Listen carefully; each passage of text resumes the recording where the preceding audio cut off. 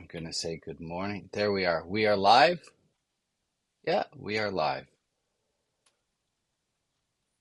Start with this page. Hi, I'm Rabbi Brian. Today is December the 28th, 2024. My sweatshirt does not just say hopeless. If it just said hopeless, that would be one statement. My sweatshirt actually says this. This was a gift that Janie got for me. We finally got we have had a lot of illness bouncing around in this house, and Christmas got canceled, Hanukkah got canceled. We finally did a gift exchange yesterday on Friday. Um, it's been a mess. It's just been a mess. I didn't even make challah yesterday. And I've been thinking about this bouncing back. Like Emmett's really ill. He's really ill. He was up again all night coughing. Son. And I thought, I'm I know he'll bounce back. He's 18, he's healthy, he'll bounce back. And I thought about, but we don't always. We don't always bounce back. And my little family will have another Christmas. I'm pretty sure of it. Um, but there are all those things that we don't bounce back from. And those are things that are real. And life is scary because we all know how we all know what's in store for us. We all know that there's going to come a point where we don't bounce back. And I think that's part of what religion is about and what community is about is for us to gather together and go, wow, wow, we're not all going to bounce back all the time. Linny, who you might remember from the service, who's come frequently, hasn't been here for a while because she's not bouncing back right now. Lenny just found out she has a cancer right next to her liver and it's causing havoc on her. And she said, could she please be on the Love and Light list? And sent in, and Maria, who's keeping the Love and Light list, we will add her name to it later. And I'm sure you have people in your head for whom you are concerned and thinking about. This is real. I had in let me just start with that. Let's start with that. Go ahead, John. I think the concept of bouncing back implies no change. We can bounce off, we can deflect. Okay, our paths get changed. It's not bouncing back takes it seems to imply you're right back in the same place you were before. And if Right. whatever you're running into is significant, it's pretty much impossible to bounce back. Hopefully You, we John. can bounce off. And we take a little bit of damage in, and that's this quote here, trying to joyfully rearrange deck chairs on the Titanic. Mhm. Go ahead, Carol. That's making the assumption that these dark stages in our life are not transformative. In fact, some of the most important I things love that. that happened to us have happened to us as a result of having to overcome some very difficult obstacle. She's the one who's Thank you so much, Carol. Absolutely. I want them to bounce. I want things to stay the same, stay the same, stay the same. But really, no, I don't. I don't. Things have to change. That's the rules of this game. Things have to change Yeah. and transform. Go ahead, Haslin. Actually, Jocelyn, I just misspelled it. Oh, sorry, Jocelyn. It's Saturday. Yeah, those tools that, and I don't call it bouncing back. I call it standing still or moving forward. Don't go back. Jocelyn, your audio's a little extra choppy, and I'm not able to make out enough of the words. Can we try you one more time on that? Is that better? Yes. Yes. Okay. So essentially, I use different terminology. I either stand still or move forward because there's no going back. There's no bouncing back. It's always bouncing forward, moving forward, or standing still. And yeah, I'm one of those individuals who absolutely needs community, but I find big swaths of time where I am not involved in a community, like recently, just because of I'm in a standing still phase. And that's not always. Well, we're glad you're here and joining with us in this little virtual community. Let me put the entire virtual community who are logged on at this point on the screen so you guys can see. If you're on Facebook, so glad you're on Facebook. We might be able to see your comments. Hopefully, we don't have an echo going on. Thank you, Chad and Lisa, who are continuing to wave. Thank you for the extra waves. Some people are watching on Twitch, which is totally awesome. So thank you for joining in any way that you are joining. It's good to see all of your faces this morning. I had some follow-ups that I wanted to talk about. There were some things that happened last week. There was a comment made last week that if somebody is telling a story and they have 70% of the facts right, that we would try to let it go and not correct them. Yeah. Anyone had an experience with that? I just wanted to follow up. I don't know if you tried doing that last week. Tried not correcting somebody. We talked about kindness and how Yeah. it's far easier to be kind than to be. What was the quote? Yesterday I bent the truth to be kind, and I have no regrets, for I am far more certain of what is kind than what is true. It is sometimes not kind to interrupt somebody while they're. No, it was a Tuesday, not a Wednesday, you dolt. Doesn't help. Yeah.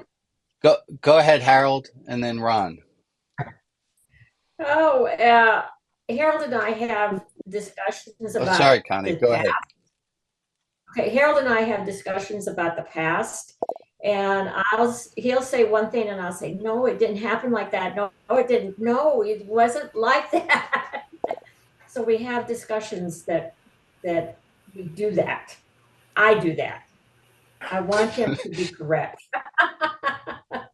And Connie, is this, just curious, is this working or not working? Oh, it doesn't work. I'm a 50% guy. If you get 50% if she gets 50% of the facts right, you'll let it go. And Connie, you are looking for what number? 85% of the facts, 93%? Oh, let's do it right. 100%. 100%. Wow. I don't know how that could well, I think that works. I think I have a guess of how that works is as so long as Connie's the one telling the story, then there are no problems. That's right. You got it. Go ahead, Ron. Thank you, I Connie, was for just going to admitting say to that. that I resisted correcting my daughter at Christmas dinner when she got the facts wrong on a story. Very pleased with myself. Very Good work. Good work, Ron. Good work, Ron. Now this is if you're new, this might seem a little silly that we're celebrating a small little accomplishment, but it's a big thing. It's a change. It's great. So congratulations, Ron, on knowingly not correcting when you feel you would have where you I feel would previously have. I would you have. would have. Oh, yeah. Yeah. See, he's like me. Anyone else have a humble brag? Go ahead, Jack. Reading your book. Okay, you're gonna have to give me like more In, than the in, gerund. in response to what you asked about not criticizing you as I read the book. Which I read from back. I read that. I read your book, and I read your book from the back forward.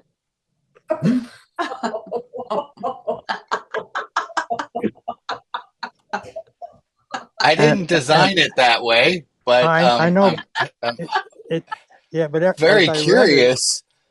Very curious. I could have done it in Hebrew, but I opted to keep it in English, going left to right. yeah. Well, it was the only second book in my life that I did that. The first one was Uspensky's In Search of the Miraculous. And when I read that I'm book, gonna. anyway, I did it to yours, and it was very interesting and wonderful for all the things that you talked about. Okay. And Well, I appreciate it. doing it that way was much more easy for me to understand, if that's the right word, what you were talking about. Yeah. Wow. The story does have an arc, and again, I had intended it to be a one-way street, but I apparently the arc of the book carries in reverse too. Well, okay. Is there somebody else who's got a thing? Oh, the other one that I wanted to follow up on looked like this. We talked about 2 weeks ago and a little bit last week, that to clear the junk, that when you find yourself slipping, that instead of trying to crawl on, that there's a dip, that we let ourselves feel the full feels and we come out a little bit easier on the other side. That was the other one I wanted to follow up on and see if anyone had any personal bests or any moments of clarity. All right, we'll take a different question altogether. Is there something you're proud of? Anything you're proud of? Anything you're proud of that you'd like to share with the group? And I'll tell you why I want to do this is I think we all live somewhat coiled, isolated, and we want to be seen. We want to be seen for things. But then there's but I'm not good enough. I don't deserve it enough, or I shouldn't. And I want to call those people out to volunteer. And if you don't want to, of course, you don't have to. And if you put your hand up before I finish saying all the things I said, you're, of course, welcome to join in wherever you were at the point you put your hand up. Go ahead, Al. Yeah, I just wanted to say that on Christmas Eve there were a lot of presents to wrap, a lot of things to do, and I just wasn't feeling up to it. And I lay down with the encouragement of my partner and just rested for a little bit. I'm really proud of that. Wonderful. Well done, Al. I bounced And back you got later, but that's not the part I'm proud about. I'm proud about the lying down and not doing it right away part. Good. Good work. Good work, Al. That's hard to do, to listen to your body, especially when there's a lot to do. It's really hard. Good work. Go ahead, Joe. Not that you need my, well, you know what I'm saying. Go ahead. Go ahead, Joe. Good morning. This whole Christmas season has probably been the most unusual and challenging, and you name it, and that adjective applies to this season. And one, I would like to say I'm proud of myself for being on this side of it and still breathing, and looking forward. Actually, like, I'm looking forward to 2025. But the thing I think I'm most proud of is I made a choice to look for joy in spite of what I could have done different. Like, I could have focused on all of the emptiness and the holes, and Ken would have done this, or Ken would have been there, and there were times when, during the whole, I'd say from the 23rd to the 26th, there were specific times when there was definitely a spot that I would stop and say, I wish Ken was here in this moment right now. But that didn't dominate. That part of what has happened for 2024 didn't dominate the celebration of, and I will say, in all honesty, the kids really, really changed the tide because they live in the present and they were helping me make like snowflakes. And I mean, we played bingo. We did all kinds of different things that we have never done. Love And it. And you sound like, Joe, if I may, it sounds like you just allowed yourself to be where you were when you found yourself where you were. that's exactly what I did. I just was as I was, when I was, where I was, how I was. Yeah. Good Good for for you, you. Joe. Good for you. Good for you. Go Thank ahead, you. Maria. I have a very hard time asking for help, and I did finally ask for help from my family. And it took a bit, but we now have a family meeting set up so that we can discuss things and come up with a plan going forward. So Maria, let me that see if part, I got this right. You knew you needed help and you asked for help. yes. Now, I know on paper that one might not seem like a gigantic, but let me just, can I see people's hands? Who else has this issue where you know you need help, but you didn't necessarily then ask for help? Has anyone been in that position? Maria, it looks like you're not alone. Um, Yes. need help and have asked for help. Good for you. Good for you, Maria. Go ahead, Anne. Oh no, that was just me responding to your question. Okay, okay, okay. You've And known you needed I some can't help, see and my you got. hand to put it down. Okay, we will get a There you technologist on the. I Thank got you for doing that. it. Yeah. So I wanted. Go ahead, Rita, and then.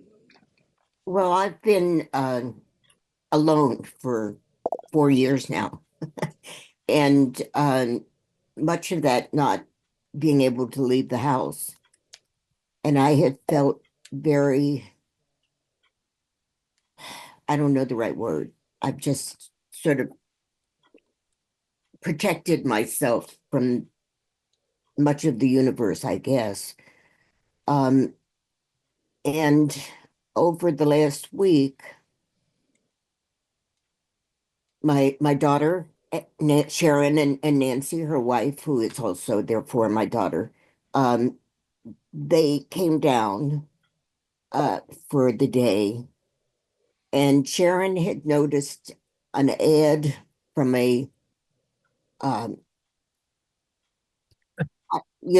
where seniors can live. What's the word I'm looking for? I lose words. Uh, Assisted. say it again. Assisted living retirement home.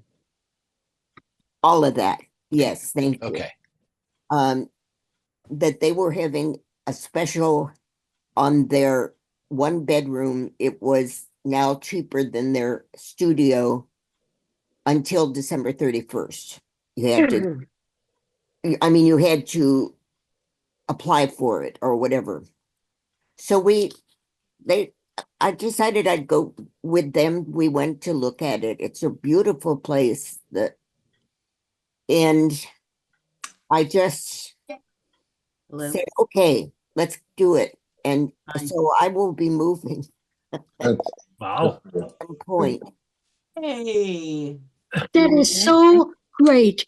And it is such a relief for your Okay. children. Love you. Bye. A gift to them as well as to you.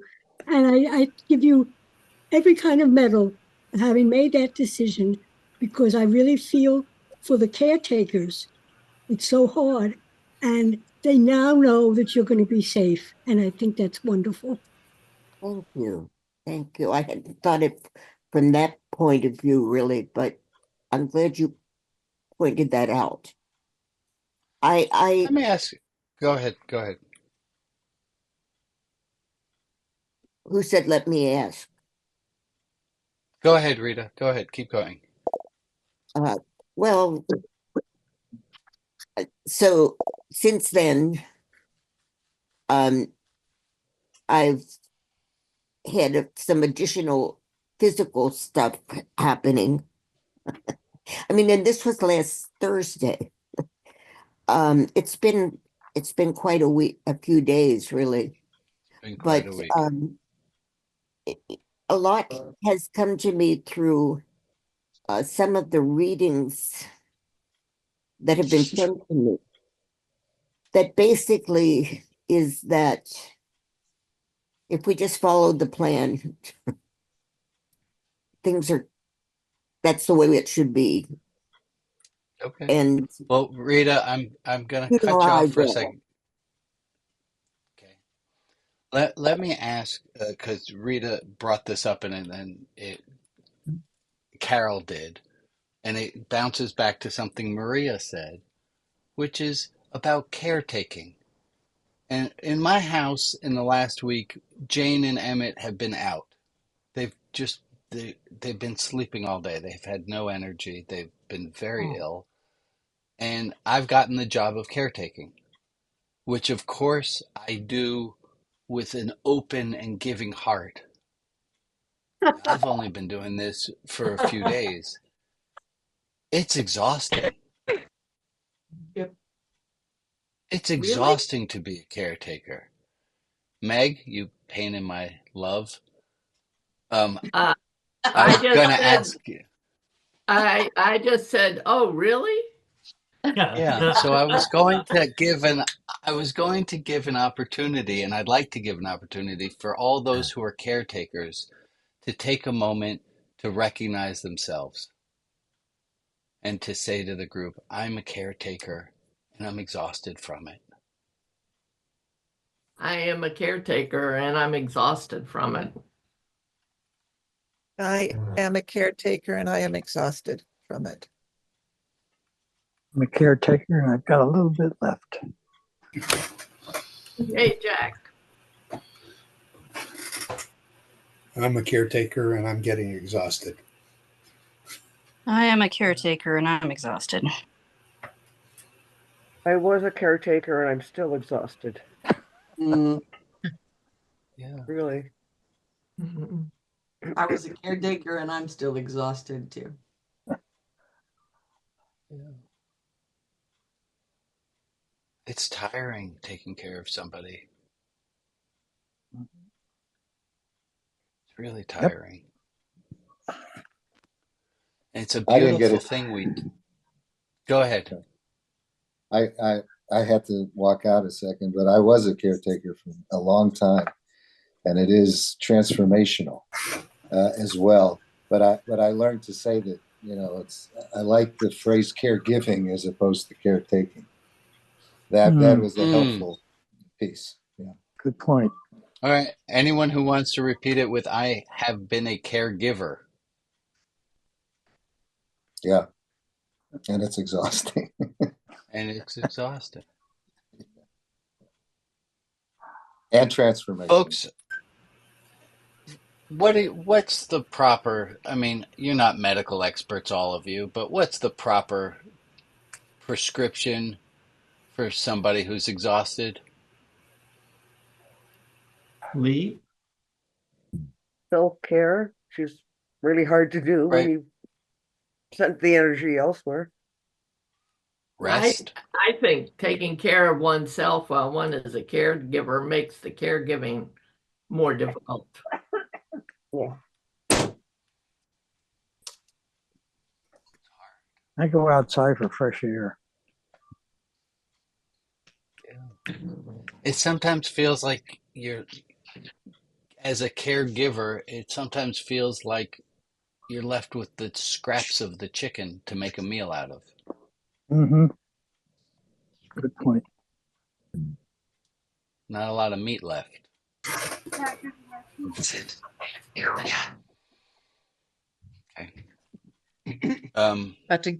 But to be a caregiver can also be very rewarding.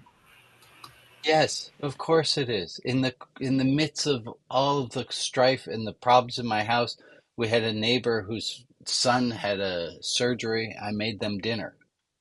And that was I checked with myself beforehand, do I have the energy to do so? And I thought, yes, I can do this. And then here's here's a really human thing. Then they asked for a substitution in the meal that I was going to make.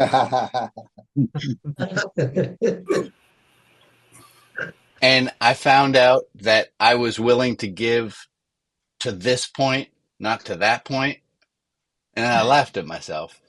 I made the substitution. I didn't really, it was just that tiny little thing that brought it over the edge. Go ahead, Ruth. I had 4 children, and I never thought about the fact that it was exhausting until I was divorced and my husband had the 2 boys. And he called me and he said, I never knew what you did. And it suddenly occurred to me that I never thought that what I was doing was unusual or exhausting. I just put one foot in front of the other. It took me a long time to appreciate that I was exhausted. Thank you, Ruth. Thank you. Okay, so a little extra self-care, a little extra love. We're going to go into small breakout groups. Maria, surprise? Do we have the technology to do so? We do. Okay, so we're going to go with five people. Ask if we For want to use that technology. Well, you all have free will. And here's Maria. Oh, Maria, are you? Maria, I'm ready. I Do you got want a me to thumbs open? up. Well, no, you got to tell them what to do. Oh, sorry, Brent. Seems like a lot of responsibility has fallen on my shoulders there, Maria. Yep. I had a. You're up for it. Here. Wait. I prepared this one. What does it say? Can't see it. Hold on now. Fuzzy. What do you all want to talk about? Abdicating responsibility. I understand. What is it? Oh, That was wait. judgmental. That was judgmental. I Wait. apologize. No, it's totally fine. It's totally fine. I'm abdicating responsibility? Or maybe. I was implying that by letting us choose what to talk about rather than telling us, but there's no reason Right. you should.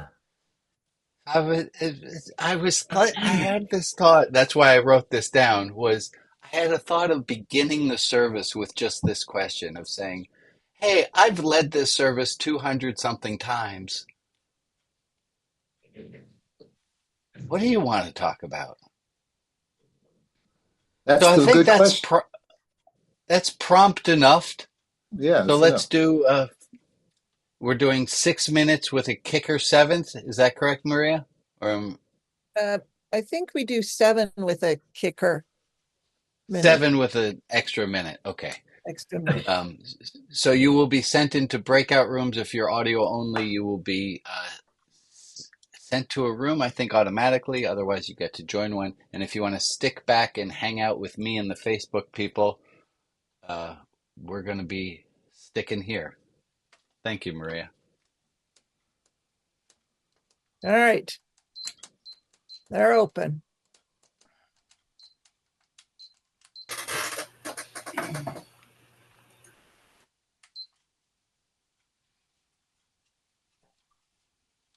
Oh, gotta set my timer.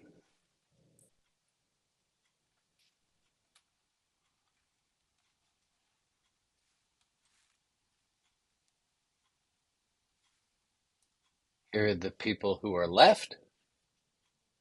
There we go. And we got Hi Shirley on Facebook, who says, I still wait until I ask for help. Chad and Lisa said, I am a caretaker and I changed careers and became a nurse. There's caregiving. Man. Not exhausted yet. Thank you, Kelly.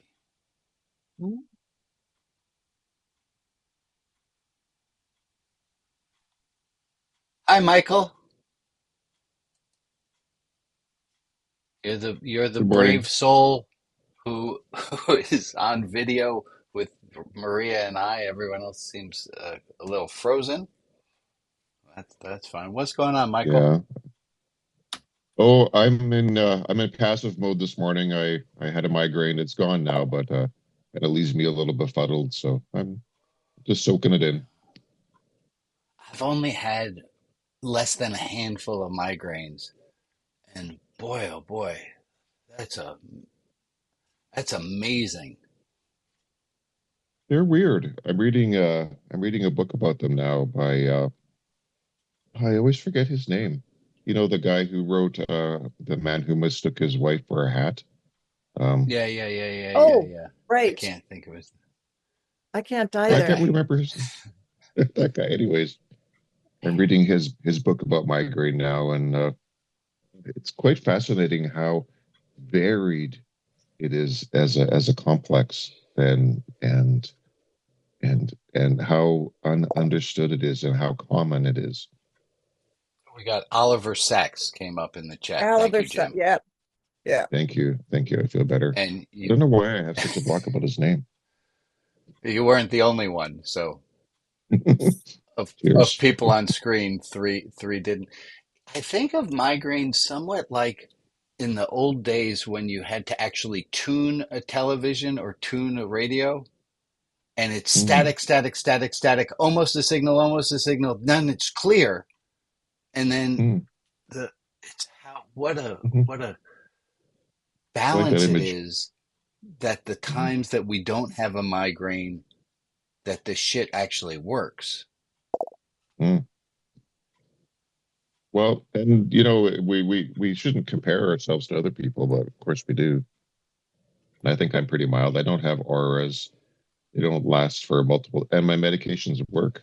It's a miracle. Yeah. I used to get migraines mostly when I was in school, like university as well, sort of thing. And the worst one I had, I ended up on my bathroom floor trying to get to painkillers, and I was just crying. Wow. I managed to sort of crawl to the couch, and I need it dark, and I need heat on my head. And it took me several hours to start to feel better. It's almost like what I'm learning from Oliver Sacks is that there's some overlap with epilepsy, although it's not epilepsy, kind of like a seizure, and how it affects multiple areas of the brain. Like you can have auditory hallucinations, visual hallucinations, I guess somatosensory hallucinations. It's quite fascinating. So I remember I haven't had one in a month. Okay. I was in bed. I couldn't read. And Emmett and Annie were maybe in sixth grade or so, sixth and ninth. And I had to have them read the medicine bottle because I just couldn't see well enough. It's crazy. Yeah, that's a headache. That's a bad one. Amazing. What a world. All right, so hey, what do you all want to talk about? I'll give you a hint. I'll give you a pre-hint. When we are done with this time, we're talking about God. God? Is that what you? Well, that's my topic. That's what I've prepared to talk about. Oh, okay. I love the idea of talking about God. I'm going to talk about why I don't talk about God. And the question that I have that I would, and I'd love to prep the two of you with is, what does it teach that I don't talk about God? And it's not a non-issue. It means something to not talk about it. And I'm really curious of how that's landing on people, because I have reasons for not talking about God, and I have hopes of what that teaches, but I don't really know what it teaches. You do. Hmm. Well, I'm curious to know your reasons when you're ready to tell us. To me, it teaches it expresses respect for people who find the subject touchy. Mm. But on the other hand, we talk about a lot of touchy stuff. Like this whole morning, it was pretty touchy. But we don't normally talk about this kind of stuff. So, I'm open to whatever. What do you make out of But it, yeah, I think Maria? it shows. Sorry, Michael. I always like that word. It certainly doesn't trigger me as much as it used to. And that really is thanks to getting your newsletters and always the God of my understanding sort of thing. So what So Michael was saying about the triggery part. yeah, yeah. But I'm interested for your reasons as well. Right.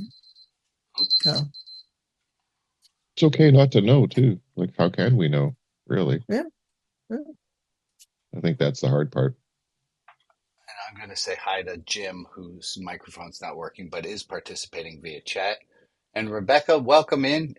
You're here. Yeah. We are just finishing small breakout rooms, and the entire community should be. This timer is incorrect. Maria, what is the Nope, actual I'm time? close now. I Okay, so just hit 7 minutes. Okay. We did not have our usual Wednesday pre-service. What are we going to do during the service meeting? So I think we're doing really well considering.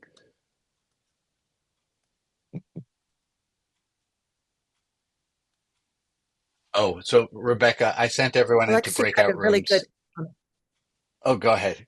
Go ahead for Alexia. No, it's just Alexia put a really good comment in the chat. Why should we use the idea Yeah. of God to determine our behavior when we should want to do things that are right, to be kind, to help humans? Yes, yes, yes, yes, yes, yes, yes. Thank you. So, Rebecca, to catch you up, they went into small breakout rooms. Usually there's a topic with the small breakout room, but today I said, you figure out the topic of what you want to talk about in your small breakout room. So it's going to be quite a live show to find out what everyone did talk about in their groups. Well, welcome back, folks. How that was like a little experiment in anarchy. There was nobody in charge. Nobody in charge of your room and no exact topic to talk about. But then look, here is everyone who's come back. I'm fascinated to know, what'd you learn? What happened in your group that is juicy stuff to share with the whole community? There's a lot of stuff on people's minds that would make some great topics for Saturdays. Ooh.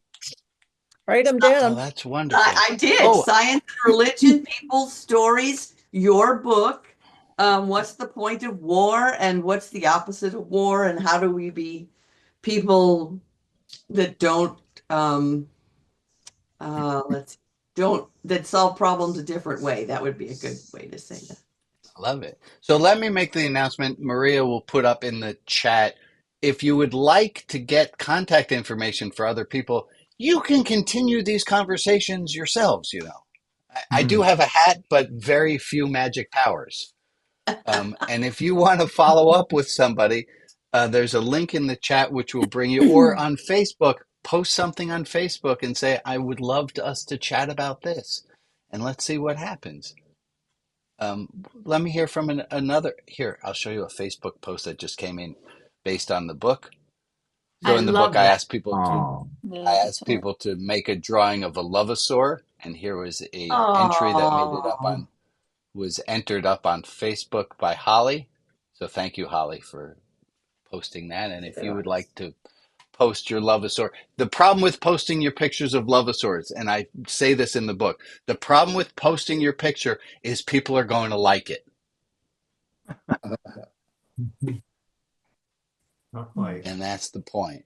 People are going to like it, and we have stacked the room with people who are kind and considerate, and those people are on Facebook also, and they're willing to be kind to you no matter how bad your drawing is. They're going to love it because it's you. It's yours.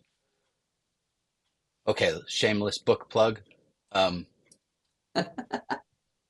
think it's just a book plug. No reason to be shameless. Anything else come out of a different group?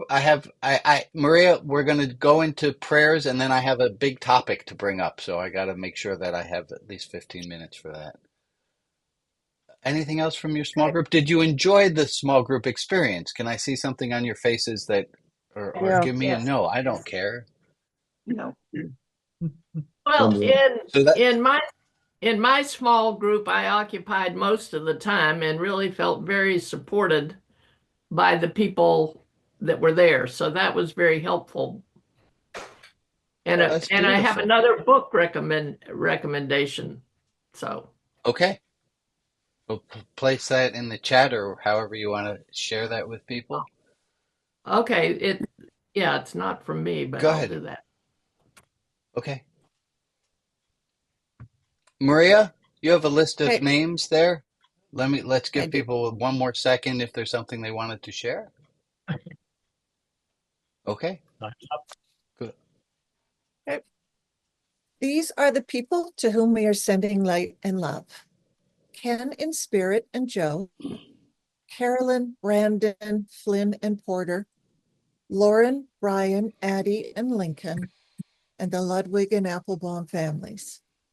Sheridan H., Shirley W., Judy Love and her family, Patsy's sister Sue, April and Jill, Maeve and the Shannon family, Gwen, Bill and Karen, Maggie Tullifson, Michael S., Cullen, Molly Gross, Lisa Chapman, Becca, Nicole, Yuval, and Lorena, Ron Spagna, Ron New, Frank D., and Tavada, Sonia Q., Lori, Lynn, and Alexa Demicelli, Tane, Adam Symbolic in Spirit, and Alan Reichert, Greg, Lynn, and Phil.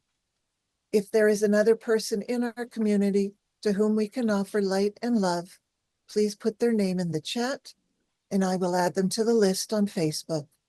And for the people who aren't named, but who are in our thoughts, we send them light and love as well. Thank you, Maria. So let's take a minute of time about now.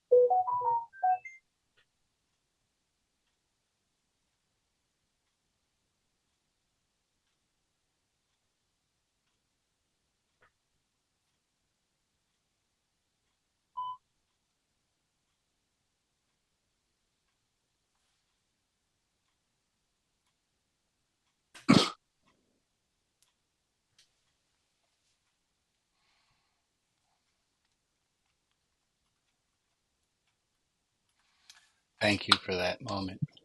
I want to talk about something, and we talked. So after this hour that's broadcast and live, there's time afterwards, usually for an hour. Sometimes people stay longer. Some people, we go to breakout rooms and topic specific breakout rooms. There's a deep dive. There's a divergent thinkers group. Divergent thinkers it's both that you think differently, but also you think differently about what we talked about today, and you want to look at things from a different angle. We have a poetry room where poems on today's topic get explored, which is a little bit hard this week, as I didn't know what the topics were going to be, because our planning day was on Christmas, and I was very busy taking care of people and not planning the service. And then we tried last week. We had a God club, a God group, and I I didn't like it. And I said in the group while it was happening that I didn't like it. I don't like talking about God. And I wanted to come clean with the group as a whole, because I came clean with the small group last week. And if you want to continue having this conversation after the service in the God Club group is going to continue. We're going to try it again this week. But I want to explain why I don't talk about God and some of the reasons that I have for not speaking about God. Now, what you learn from what I say or don't say might be different than what I want to convey, right? So I have some reasons for not talking about God, and I think I'm doing it for this reason, to teach this thing. But it might hit your ears totally differently. The same way that when I was talking about it as the G word, and someone said, if you call it the G word, it sounds like the C word or the N word or other words we're not supposed to ever use, and it sounds like it's a bad thing, and so I stopped using. But I didn't. The meaning of communication is in the response elicited, regardless of intention. So I have an intention; it doesn't necessarily play out. Let me tell you some of why I don't talk about the God word. One, and the most simplistic reasoning, I don't believe in a giant Santa Claus who's looking down at the world and keeping a list of naughty and nice. And at some point, I've done this. I made a list of all the comparisons between Santa Claus and God, commonly held understandings of Santa Claus and commonly held understandings of God. And we came up with 37 similarities between the two.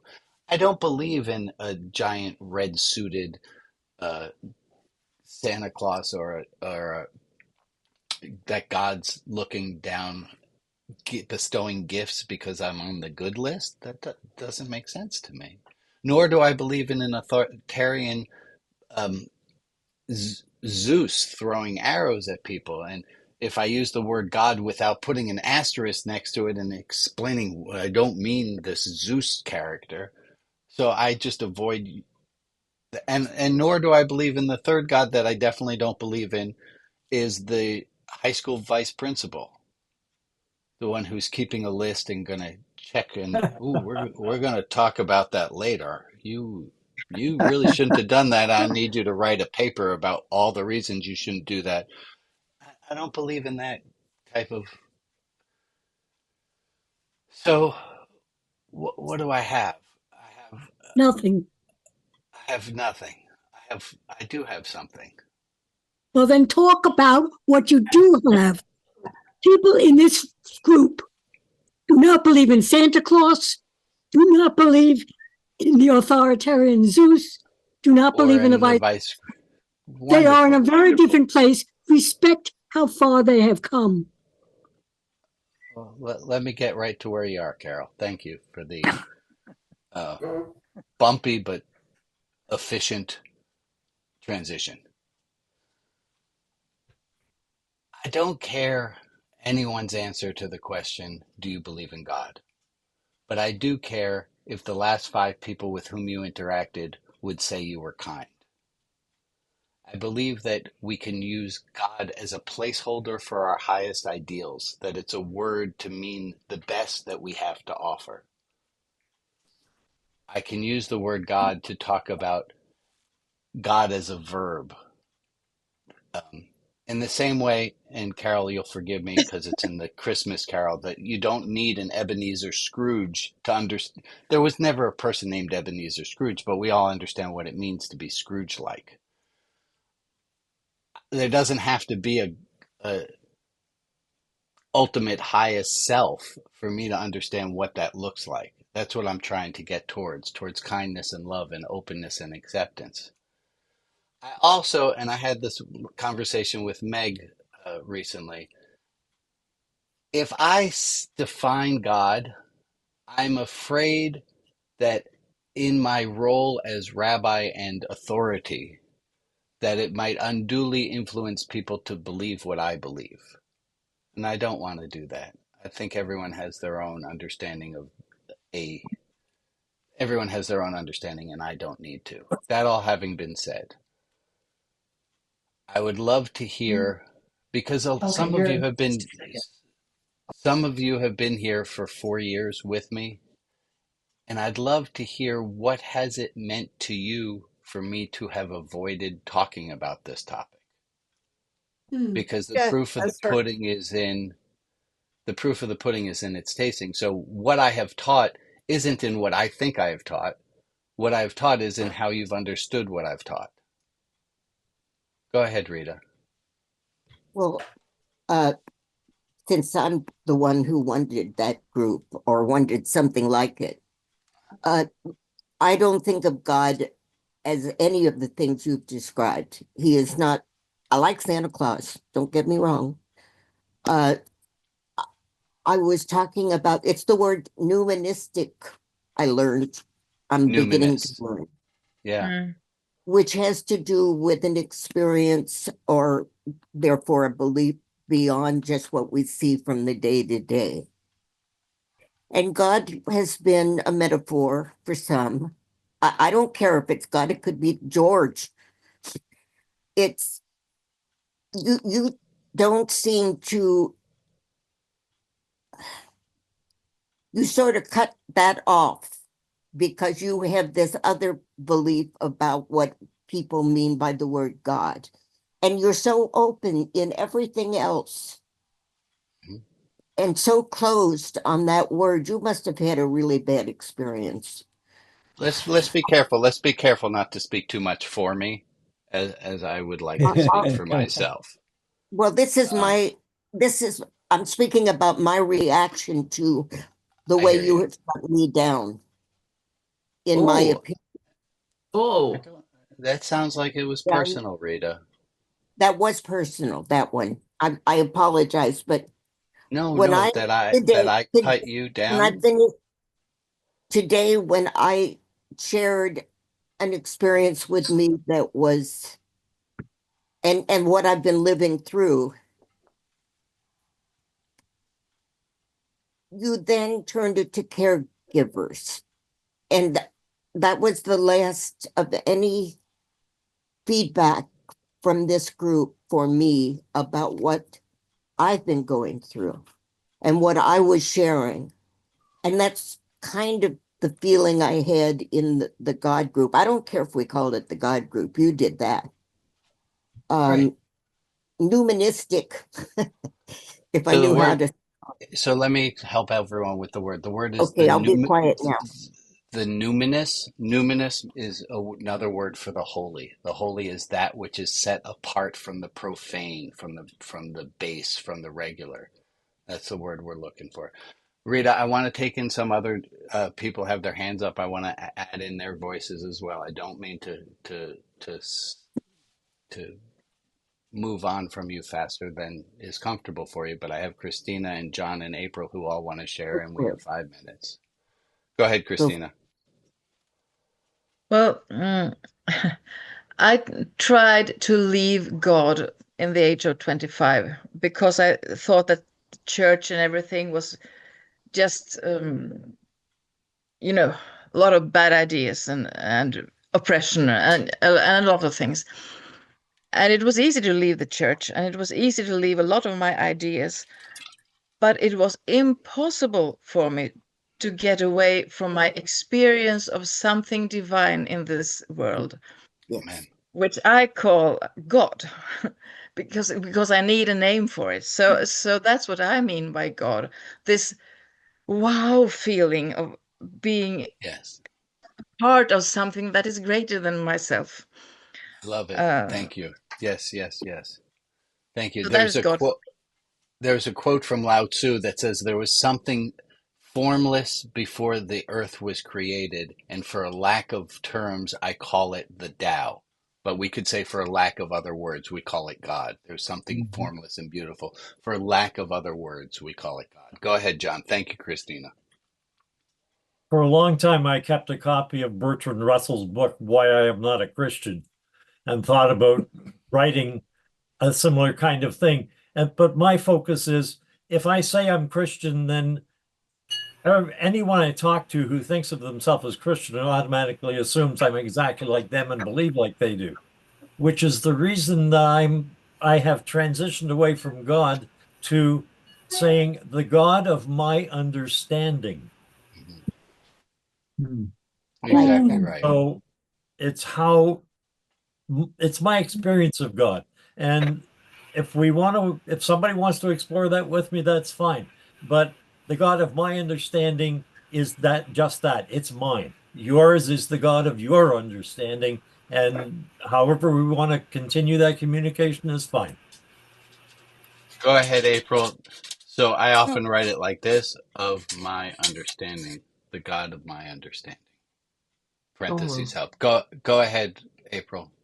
I love what I'm hearing here, even if there's some static, but I understand God in a different way, in a similar way, but the different from way that you were explaining, Santa, or, authoritative or authoritarian, blah, blah, blah. I grew up with that, not the Santa part. I was raised by evangelical indigenous Christians who I felt were brainwashing me, and I questioned it from an early age. But I do recall oftentimes leaving the home at night for long walks when I was about 13, 15 years old, and walking across the ice. And this is a reserve, so it's not built up, it's not sectioned off into pieces. I walk into the middle of the lake across like where the dogs have been going, and I just lay like and hear the crunch of the earth, of the sound beneath it, and I just feel at one. And for me was a reconciliation of sorts. It's something out there beyond myself was within me speaking and relating. So that is my perception of God. But I understand other people will have a different view, and that's Wonderful. okay. Wonderful, wonderful. Go ahead, Ron. Thank you so much, April. I like John, I rejected the label Christian because people automatically assume that they know what I mean.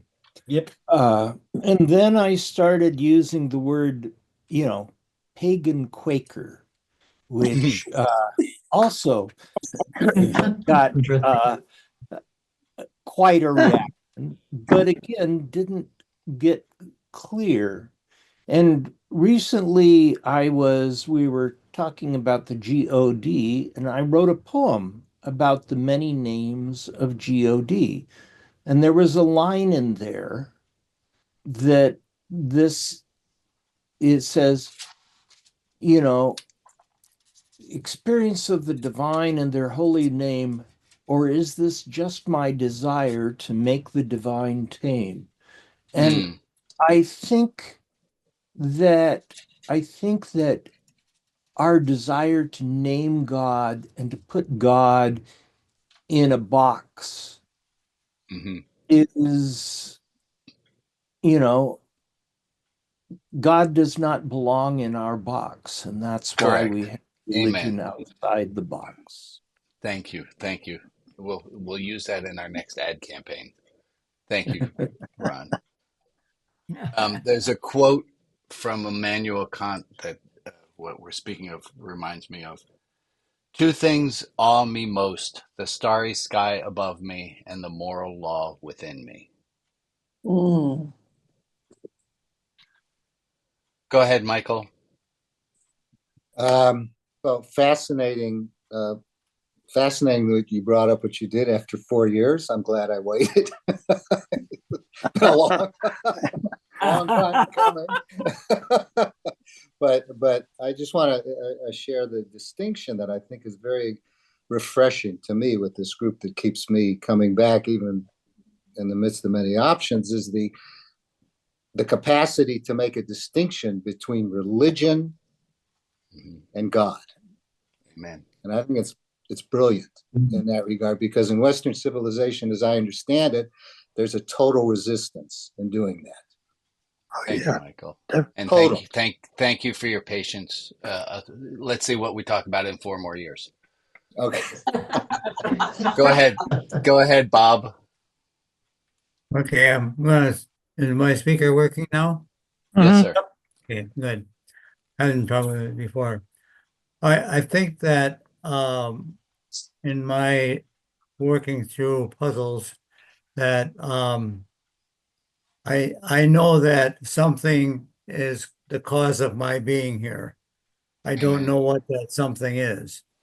And I think that what has happened in our human history is that we created the creator. In other words, that we had to come up with a name because that's our nature. And we had to come up with aspects of it, but that none of them, in my opinion, have any definite proof of anything like. And so that we are in an exploration of life, and that that we don't need to have someone a name for someone or something that's beyond my ability to even understand. It's very hard to name that. Thank you. I'm a little wary of the time, but I also want to get to Carol. So, folks, we're going to just extend a little extra. Thank you, Bob. Carol, what do you got? What I think a number of you have already made very clear is that God is what you have experienced. What you read in books is in the wrong part of you that's being addressed. You have had experiences which take you beyond what you could have believed. You couldn't believe that you'd ever go beyond mourning, and then you discover that there's more to life. And life is there pushing you. And I just think that we have to really take seriously everything that we experience, what Rita has called the numinous. And it's more than the holy. It's something you actually feel, like what April has just said in her experience on the ice in the reservation. That's of course God. Of course. And she doesn't have to broadcast it. The trouble with broadcasting your definition is that's how you get burned at the stake. So you don't talk about it unless you know there are sympathetic people around, because people are very, very jealous of people who have a relationship with God. Amen. Because they have the ultimate power. So you don't talk about it unless you're with a congenial group. But stop and look at the people who have talked about God, and none of them died in old age. Let's take a look at the lovely people who are on the screen. Carol, I'm going to transition that into our saying goodbye. Thank you all for being a safe group. Let's wave goodbye to the people on Facebook and on Twitch.